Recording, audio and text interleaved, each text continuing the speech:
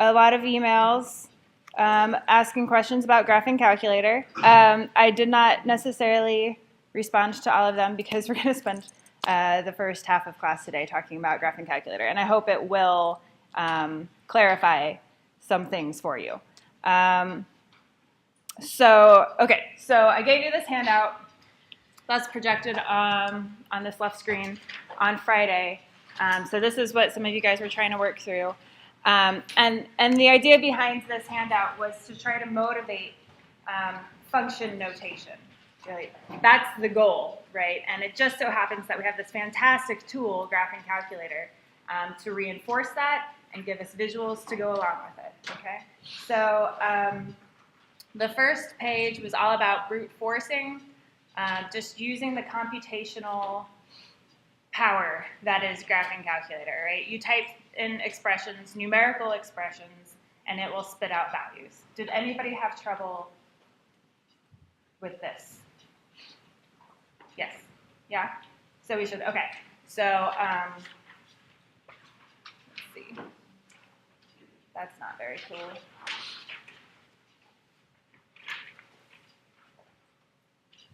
All right, so let's say I wanted to compute the, so the setup for all of this worksheet was that we're messing with mortgage payments with varying interest rates and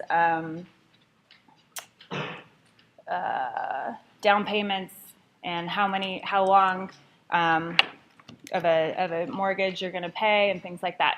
So if I wanted to do the computation for the very first, or I guess let's do the second line since the first line was already written, then I would literally just type in everything according to this formula. So let's just really quickly, because I'm noticing in some of the questions I have about function notation, let's just remind ourselves that when we have a formula like this, all of the variables represent something. And so when you plug in values, you need to be plugging in corresponding values. So R is standing for the rate. So the value of R should go in there, and P goes in for the P, right? So make sure that you're being consistent about that. So let's see. So if I want to compute the second line, it tells me to do 0.625 divided by 12, and then times, what, 480,000? Did I have enough zeros? Yeah, okay. And then times what?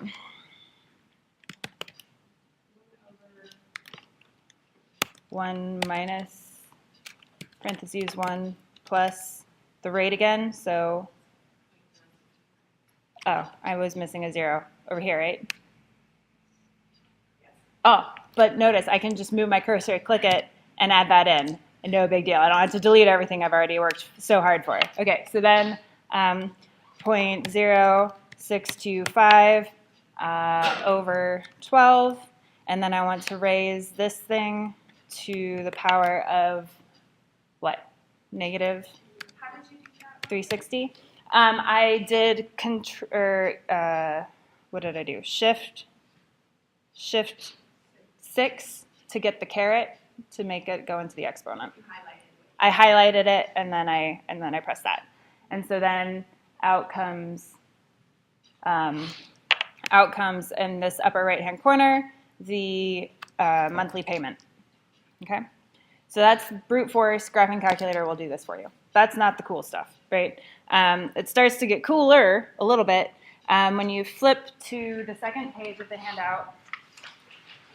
And we get to the idea of legitimately using the formula, right? Because if we were to have gone through on the first page and done every single one of those items in the table as it asked you to, the point of that was to annoy you enough to make sure that you wanted to get something cooler happening. And so the something cooler happening would be to actually enter the formula in all of its glory into Graphing Calculator, right? So there's a formula. Again, that was the formula that I used to plug all of these numbers in on the first page. But let's say now I want to actually have that formula in Graphing Calculator. Whew, okay, so I don't want to just use P for payment because P represents, yeah, the amount of the loan, I think, right? So we've decided to represent payment with a multi-character symbol, right? PMT. And if I were to just type in PMT into graphing calculator like that, it's going to think that P, M, and T are all separate things and that I'm multiplying them together. So if I want to actually define a multi-character parameter, if you will, or variable, then I have to use I think that's called a forward slash, the one right above the enter, right? And then say PMT, that's the backslash? Okay, backslash. And then when you encapsulate your multi-character symbol between those slashes, then now Graphing Calculator recognizes this as one thing, as a name, exactly. Okay, so then I can say, okay, so I want to set that equal to, and plug in my formula. So it's, R over 12 times P times 1 over 1 minus 1 plus R over 12. And that whole thing was raised to the negative n, right? So far, so good? Oh, I had all capital letters in my formula. So, okay, that's an easy fix. Capital R, capital R, capital N. Now I have my formula in Graphing Calculator, okay? It's not spitting anything out yet, though. Why? Why isn't it spitting anything out? Because we don't know what P, R, and N are, right? So, okay, so if I want to actually compute something, then I need to tell Graphing Calculator what those values are. So I can say, okay, let's again, do I have, I don't have any. All right, so I'll just take like the second line, or the first line. We'll take the first line out of the table on the second page, which says that R should equal 0.055, P should equal 280,000. So I'm pressing Control Enter every time, and then notice if I don't type an equals, the Graphing Calculator program automatically assigns a value of 1 to the parameters that I'm introducing. Question? So we put our formula on the first line. Now we're defining R, P, and N. Do we have to do backslash to define those formulas? For R, P, and N, you don't need to use the backslashes because they're just one character symbols, right? So just one letter. You don't have to use the backslash. It's if you want to make a string of letters into one symbol.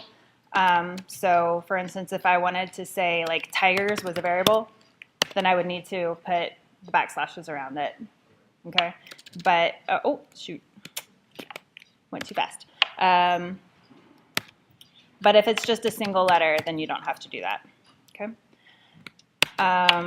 So n is equal to 360. And so now what's going to happen? Was it 120? I keep making up my own numbers. Sorry, guys. So okay, so still no value is spit out.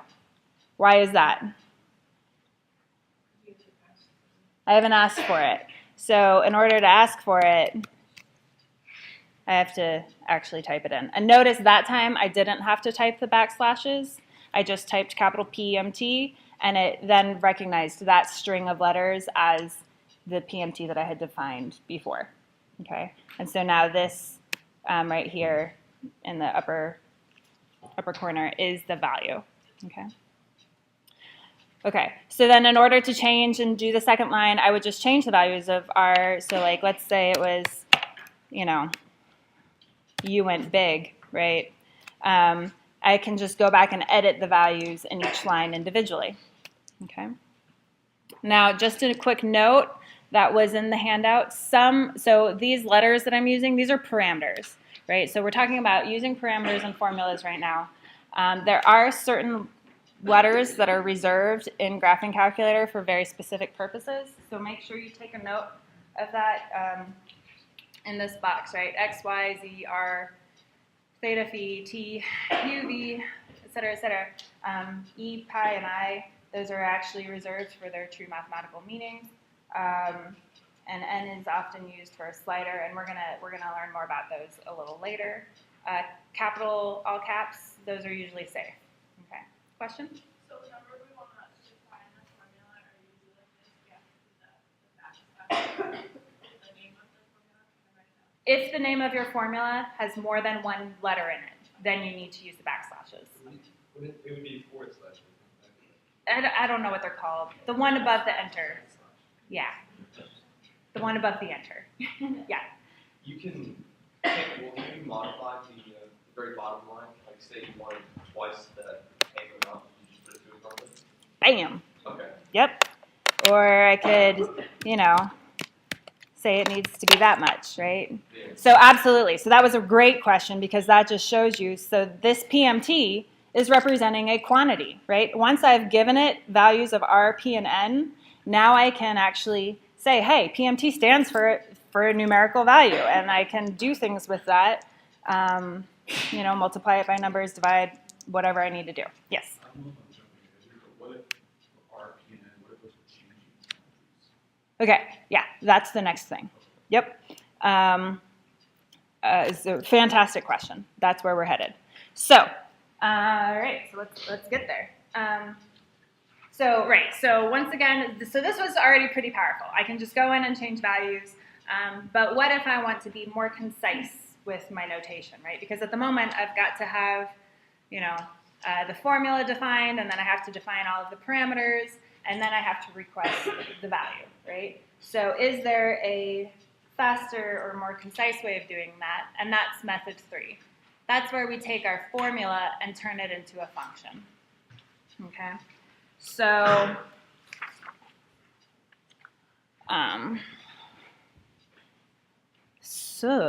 let's do that.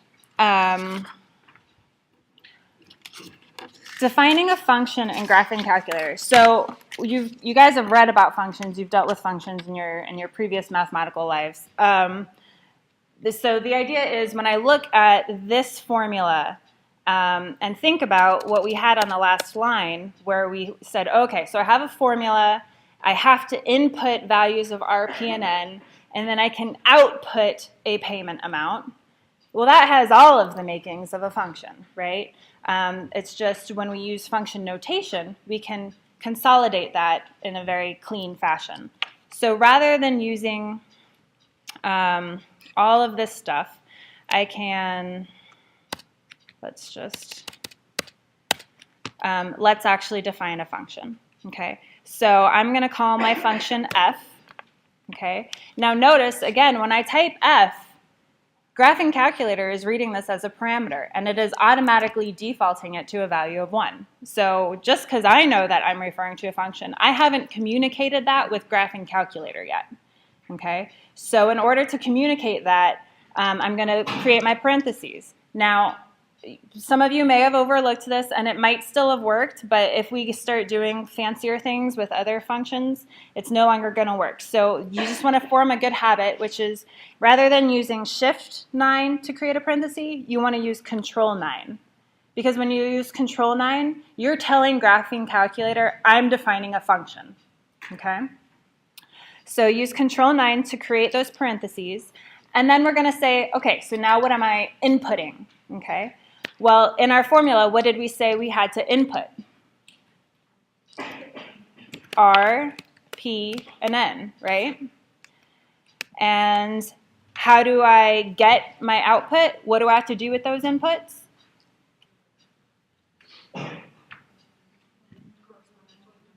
Plug them into that formula, right? So I'm going to define my function by saying, hey, I do this rule to that function, or, to those inputs. Yes? What you did, you just copied that was like a Control-C. Control-C, Control-V, copy and paste, just like in a Word document or Excel or anything else. Yep. So select it, control it, copy it, paste it. Okay? So now I have defined a function f, who takes in values of r, p, and n. Okay, if you were paying super close attention to the handout, then you might have noticed that something was a little funny.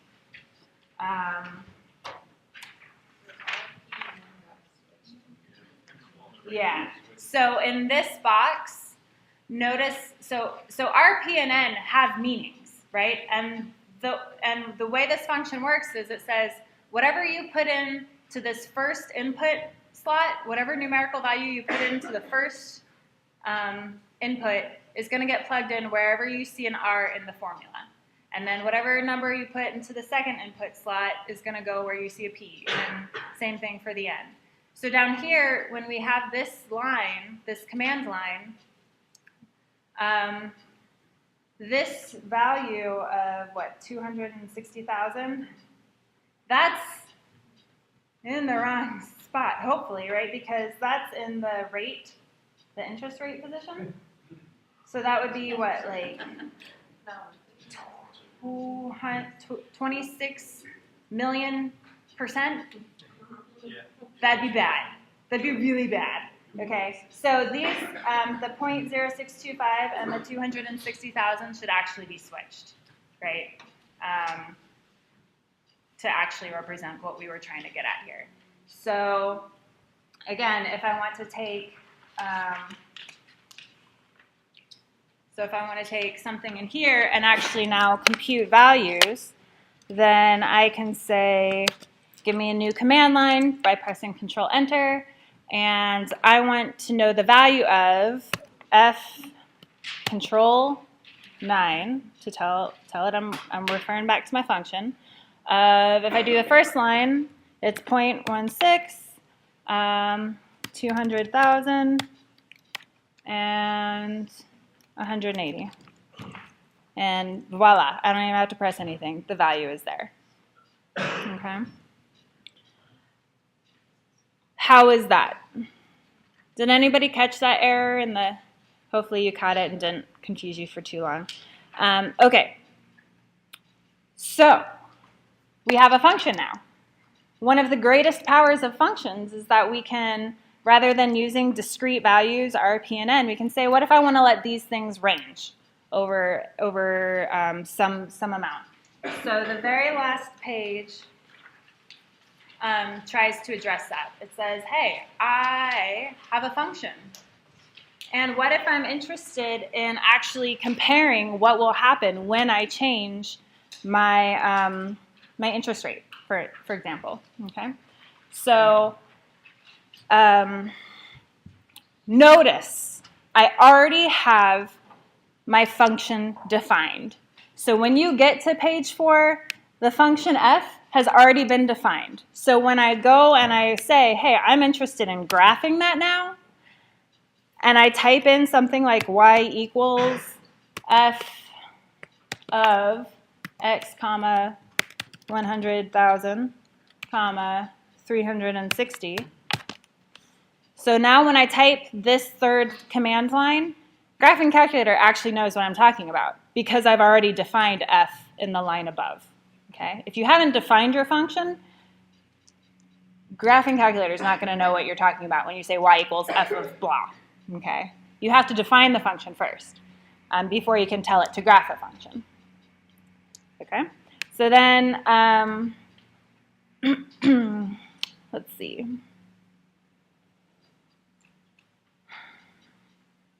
Okay, so when I look at this function and I try to graph it, I can press graph as is, and ooh.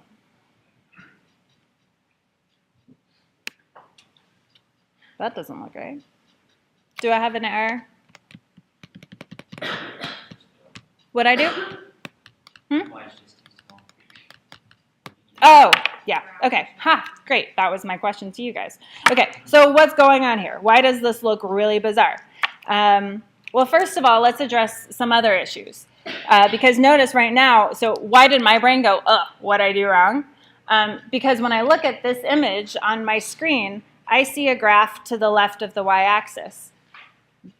to the left of the y-axis, x is negative. And we were talking about a scenario in which x represents an interest rate, right? That's never going to happen, right? To have a negative. So what can I do? To actually model the scenario, I can come up to my command line where I say y equals f of blah, and I can restrict my domain to say that x needs to be greater than or equal to 0. I think I press control. Hold on. So it's probably Control Shift on a PC. It's Option, and then the inequality symbol on a Mac. And tell it to only graph when x is greater than or equal to 0. I heard somebody say Control Shift. Control Shift period to get the inequality. And once again, I have a document on Blackboard listing all of the shortcuts for Macs and PCs.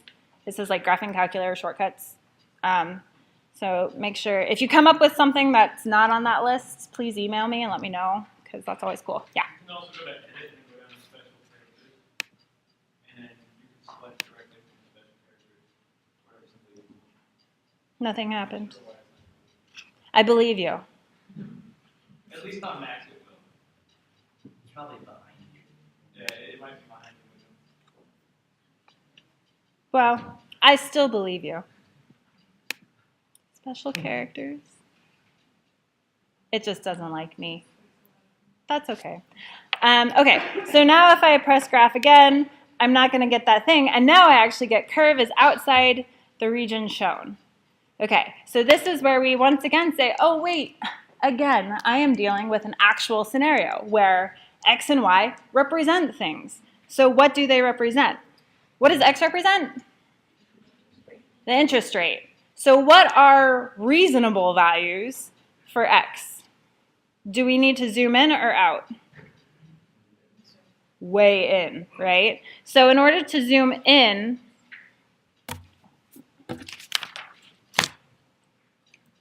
on the horizontal axis, you press Option on a Mac. And I don't know if you can see, but little arrows appear in my 2 little boxes down here at the bottom and tell me that I can either zoom out or zoom in. So I'm going to zoom in. Okay, and then the y-axis is representing mortgage payments. So I probably need to go higher than $5. That's a reasonable thing to say. And so to zoom in and out on the vertical axis only, I press Command, and then now I can zoom in and out on the y-axis. So I just need to keep zooming. Oh, and there it is. Now we can see it. Okay. If you don't press Command or Option when you press these buttons in the bottom left corner, then it's just going to scale both axes at the same time. Okay, so, all right. How was that? Helpful? A little bit? Okay, so you have a graphing calculator homework assignment. Oh, question. How would you do that? Control and shift. Control shift. Yeah, control is for x-axis, shift is for y-axis. Okay. I'm going to say that again. Control Shift. Control is for x-axis to scale that one. Shift, the one above it, the shift is for y-axis. So we don't have command. Right. Okay. Do we know, is that on the document that I put? Oh, it's in the assignment. It says that in the assignment. So careful reading of the assignment will help as well. Okay, so you have a graphing calculator assignment due on Wednesday that you're submitting on Blackboard. And I realized today, thanks to you guys and your awesome questions, that that I asked for something that's difficult to do, which is to provide me with 2 sets of axes in one file. It's not impossible, And just for kicks and giggles, I'll go ahead and show you how to do that, but that's not what I want you to do. I'm actually going to have you, so now you're going to end up submitting 3 files. Okay, submit like a 1A and a 1B for the first page, and then a number 2 for the second page, okay? But if you were really, really excited about trying to create 2 graphs, you can do it, and the way to do it is to use prime notation. And graphing calculator will create 2 new axes. So if you've seen calculus before, these primes are in no way related to derivatives. Okay, this is just graphing calculator's convention for creating 2 sets of axes. Okay. Notice you don't see anything on the right because I haven't adjusted the scales. Right. But if I did that, then all would be good in the world. Okay. Are there any other questions before I move on? Graphing calculator related questions that you need addressed? So once again, the main things I want you to take away from these activities, though, is not, I mean, yes, this tool is powerful, but it's not about the tool, it's about the concepts. So really, the point is you can't, or in theory, you shouldn't be able to do this assignment, this graphing calculator assignment, without understanding function notation and the way that we use it to represent varying quantities or scenarios in the world. Yeah? On the homework that's due for that second page, Uh-huh. do we, it's asking you to do graphic calculator document to set up a function to compute the remaining balance for the loan scenarios in the table. Right. Will those be, because those aren't the same as the parameters set in part B of that question?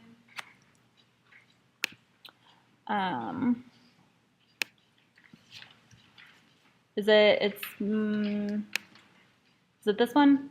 Is it mod 1 section 4 or section? Yeah, 1, 1, section 4.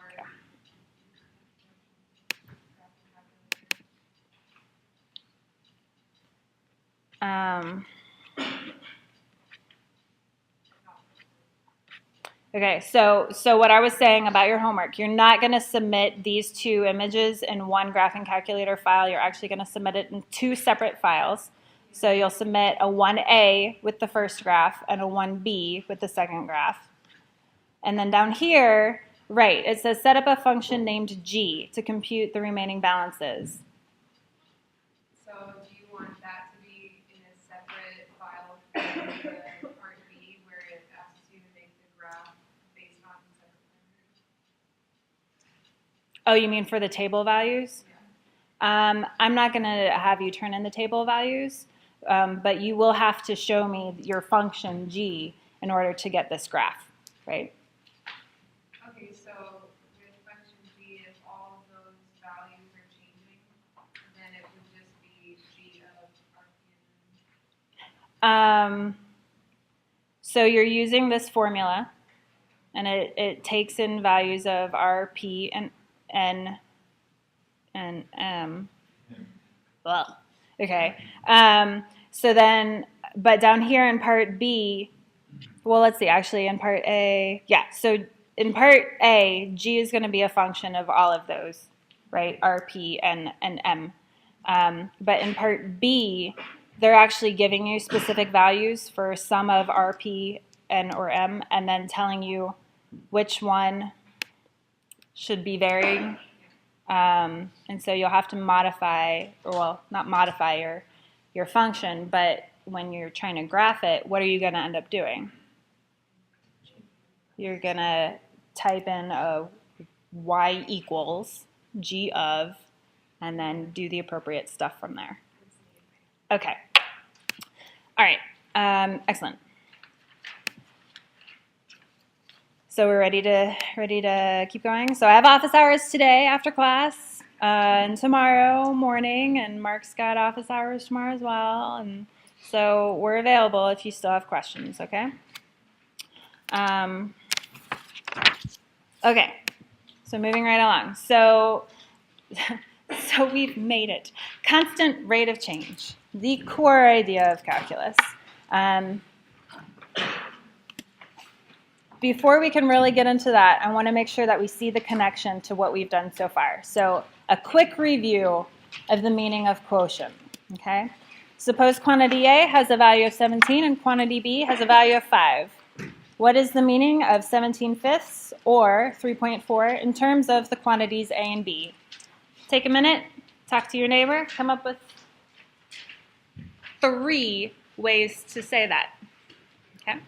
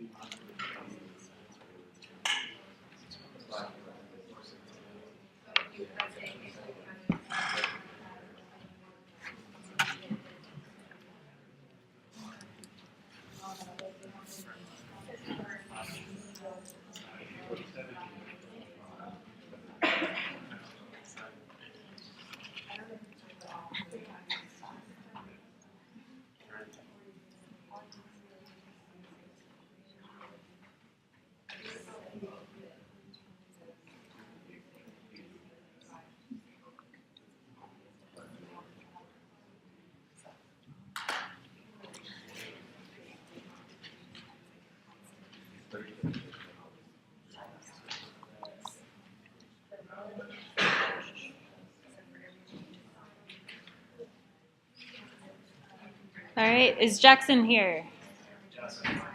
All right. So can you give, all right, let's bring it, we're going to bring it together. Jackson is going to tell us one way. Okay. I would say that as quantity A changes, quantity B changes equally in 17/5%. Yeah. Okay, so you've introduced this word change. I guess maybe I should have clarified. This is the review part of the slideshow. So so nothing is changing in this scenario, right? I've got one quantity A with a value of 17, another quantity B with a value of 5. Nothing's changing. So let's see. Harrison? Where? Yeah. Can you? That quantity B is 5/17 quantity A as a relative size. So the relative size of B in regards to A is 5/17. Okay. All right. I like it. Bethany? Can you give us a second way?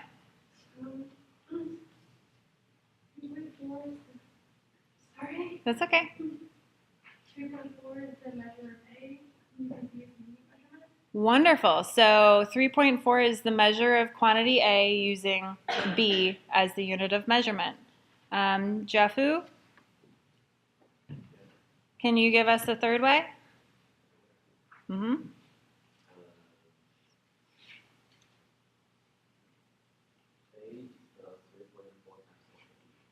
A is 3.4 times as large as B. All right. So I think we actually did it. Cool. Great. Okay. So now let's put a twist on it. Suppose a container has some water in it. Every additional 40 milliliters of water poured into a container causes the height to increase 7.5 centimeters. Interpret the value of the quotient, 0.1875, as found by doing the division 7.5 divided by 40. So right off the bat, how is this different from the previous slide?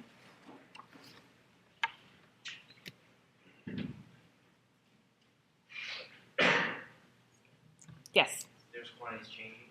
Quantities are changing, right? Because we're talking about every additional, right? Every additional 40 milliliters and a height that's increasing by some amount, okay? But with that being said, we're still computing a quotient. So how can we interpret this value?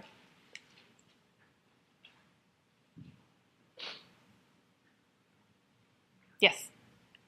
That's the number of centimeters raised per 1 milliliter. So 0.1875 is the number of centimeters increase in height per additional 1 milliliter in water added. Okay. A little wordy. Okay. Can we give an interpretation that relates back to the way we were interpreting things before? Yes. You could use it, rate, like, we have our ratio, well, we have our given number that we put in 7.5, we get a raise of 40. Okay. We're saying, okay, now we're taking, instead of having 7.5 times 40, we're taking 18.75% of that. Okay. So I was thinking something a little more chill in relation to the last slide. So let's look at this. How about the change in height in centimeters is always 0.1875 times the added volume in milliliters. Okay. So this goes back to quantity A is 3.4 times as large as quantity B. We can do that same type of comparison even when we're talking about changes. The trick is that we have to actually concentrate on the fact that we're talking about changes. So this delta H and delta V notation is there to symbolize a change. Okay, so the delta means change. Okay. So with that in mind, could you come up with one other way? Yeah. So change in height and relative size to the added volume is 0.1875. Great. So you can talk about relative size, and there you have it, right? Beautiful. So is this okay so far? Haven't rocked your world too much. Okay. So I want to really hone in on this though, because I have seen a lot of students struggle with the difference between change in a quantity and just the value of the quantity itself.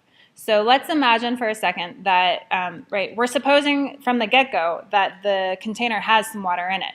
So let's say that maybe, where'd my pointer go?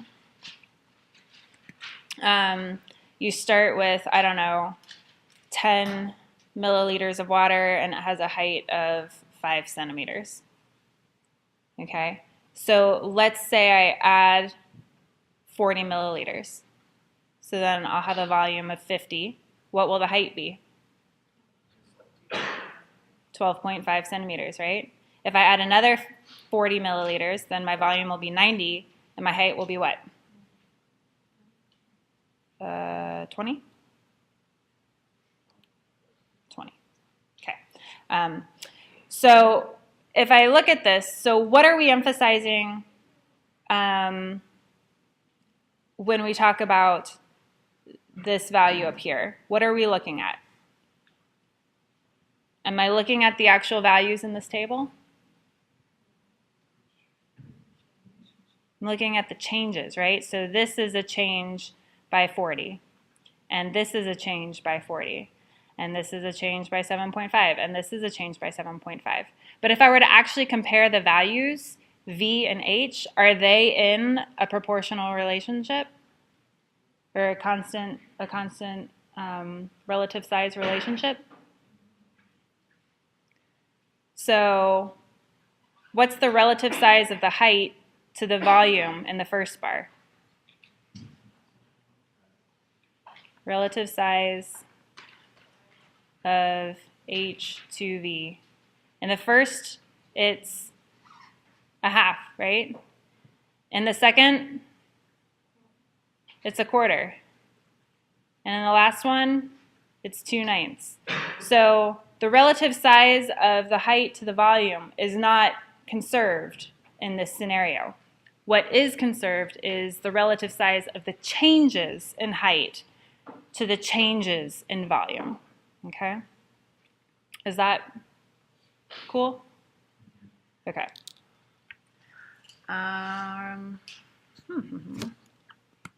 So then the meaning of a constant rate of change then has two parts to the idea. We've got the idea that two quantities have to be changing simultaneously, and that changes in one quantity are proportional to changes in the other. Okay, so those two bullet points comprise this idea of constant rate of change. So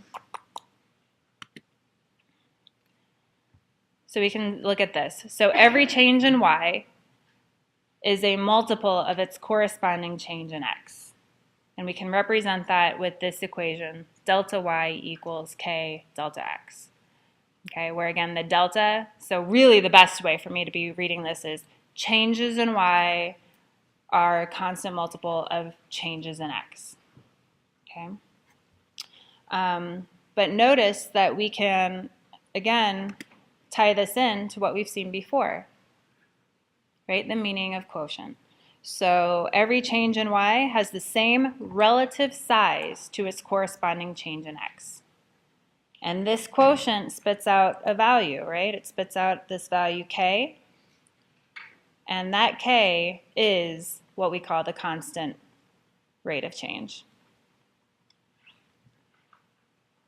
which you might see abbreviated as CROC, constant rate of change. Okay. So far, so good? So in this bar diagram, I've got different labels than what we've seen before, right? Right now, I've got a delta y on the top bar and a delta x on the bottom bar. What's the relative size of delta y to delta x?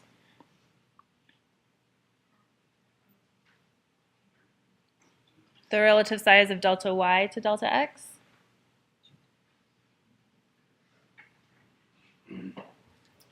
Anybody want to be brave? Should I go back to my list? Christopher? Delta y is about double. Yeah, right? So it's maybe a little bit more than double. So we'll say, I don't know, maybe delta y is about 2.1 relative to delta x, right? Now, what if I look here? So different change in y, different change in x. What's the relationship between them? It's about the same, right? So again, we've got about 2.1, right? And again, here, about 2.1, okay? So no matter what change in y and corresponding change in x, the relative size of the changes in y to the changes in x remains the same. That's the idea of constant rate of change. Okay? Are we good? Yep, question. So, so no matter what the change in y and change in x are, if they're in a constant rate of change relationship, the relative size of the change in y will be the same to the change in x, no matter what those actual values are. Okay. Okay. Are there questions about this idea? So there's a reading on Blackboard to get you into this further and some reflection questions that you should go through. This idea will be on the first test, so we'll dig into it a little deeper on Wednesday. You do have recitation today, and the point of recitation is to get your questions answered and study for the test. So have fun with that. Does anybody want to ask me any questions before we break? Yes. So for our homework coming up, we wrapping up the just taking our PDF out and putting it on the board. You're going to be submitting your graphing calculator assignment by submitting 3 different graphing calculator files. So it's a .gcf file. So I don't want you to take screenshots. I don't want you to do anything like that. I want you to actually send me the graphing calculator file as an attachment in Blackboard. Right? So I've created the assignment, and you can do your submission by just attaching those files.